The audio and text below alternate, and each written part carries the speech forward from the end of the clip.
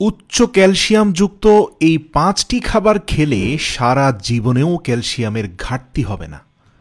প্রিয় দর্শক, ঘাড়ের ব্যথা, পিঠের ব্যথা, হাঁটুর ব্যথা এবং ক্যালসিয়ামের অভাবেই আমাদের শরীর প্রচণ্ড দুর্বল, মেজাজ খিটখিটে হয়ে যাওয়া, ঘুম ভালো না হওয়ার সমস্যাগুলো তৈরি হয়ে থাকে। আর দীর্ঘস্থায়ী যে বড় ধরনের বিপদে আপনি পড়বেন সেটা হচ্ছে আপনার হাড় ক্ষয় রোগ তৈরি হবে, কেননা হাড়ের ঘনত্ব কমে যায় ক্যালসিয়ামের অভাবে।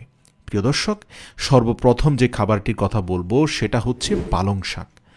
পালং শাকের মধ্যে প্রচুর পরিমাণে ক্যালসিয়াম রয়েছে। খুব সস্তায় পালং শাক কিনুন অথবা বাড়িতে চাষ করুন। যাদের ইউরিক অ্যাসিড বেশি নেই এবং কিডনিও মাশাআল্লাহ ভালো আছে, তারা নিশ্চিন্তে প্রতিদিন 70 থেকে 100 গ্রাম পালং শাক খান। এতে করে আপনার বহুদিনের পুরনো ক্যালসিয়ামের অভাব দূর করতে পারবেন। শুধু একটি কথা খেয়াল রাখবেন, পালং শাক ভুলেও কখনো দ্বিতীয়বার গরম করে খাবেন না।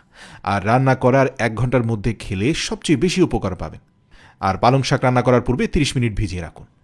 দ্বিতীয় খাবারটি হচ্ছে সজনে পাতা। সজনে পাতা গুঁড়া ফর্মে খেলে ক্যালসিয়াম অক্ষুণ্ণ থাকে। মনে রাখবেন, সজনে পাতা এমন একটি পাতা যে পাতায় কমলার চেয়েও 7 গুণ বেশি ভিটামিন সি এবং কলা থেকেও 15 গুণ বেশি পটাশিয়াম রয়েছে। এতে দুধের চেয়েও বেশি ক্যালসিয়াম ও ম্যাগনেসিয়াম, পটাশিয়াম ও জিঙ্ক রয়েছে।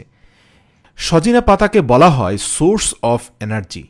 আর এই পাতা খেলে শ্রমজনিত ক্লান্তি, শরীরের ব্যথা এবং বিষণ্ণতা দূর হয়ে যায় এবং আল্টিমেট ক্যালসিয়াম সোর্স হিসাবে আপনি এটাকে খেতে পারেন। মনে রাখবেন, এই পাতা খেলে আপনার কোষ্ঠকাঠিন্যও দূর হয়ে যাবে। এরপরে হচ্ছে তিল। প্রিয় দর্শক, ক্যালসিয়ামের অভাব পূরণ করার জন্য আপনি তিল খেতে পারেন, যদিও কালো তিলে ক্যালসিয়ামের পরিমাণ সবচেয়ে বেশি। আপনি চাইলে সাদা তিলও খেতে পারেন। এই তিল মাত্র 1 চা চামচ খেলেই আপনি 88 থেকে 89 মিলিগ্রাম ক্যালসিয়াম পাচ্ছেন, যা আপনার সারাদিনের অন্যান্য ক্যালসিয়ামযুক্ত খাবারের সঙ্গে সাদৃশ্যপূর্ণ। এই তিল আপনি খুব ভালো করে চিবিয়ে চিবিয়ে খাবেন।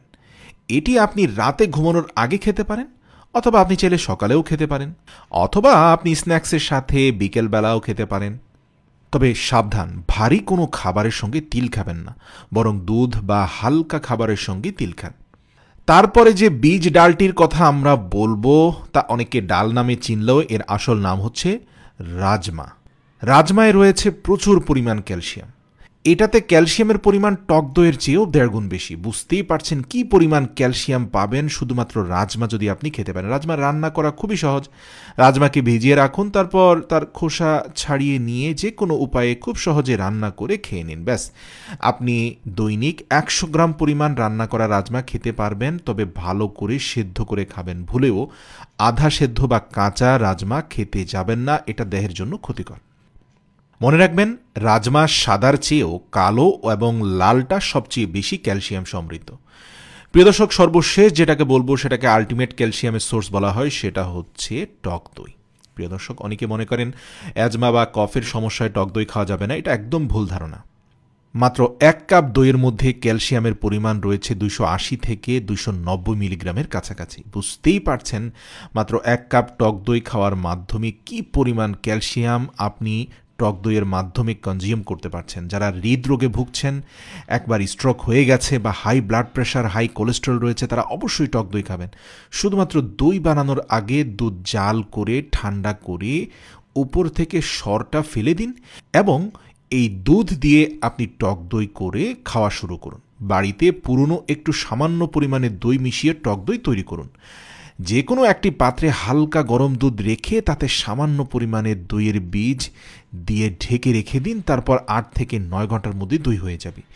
মনে রাখবেন, এই টক দইটা দুপুরবেলা খাবেন, কিন্তু কখনোই সন্ধ্যার পরে টক দই খাবেন না। খালি পেটেও টক দই খাবেন না। টক দইয়ের সঙ্গে সামান্য পরিমাণ পানি মিশিয়ে খেতে পারেন। তথ্যগুলো সবাইকে জানাতে ভিডিওটি শেয়ার করে ছড়িয়ে দিন।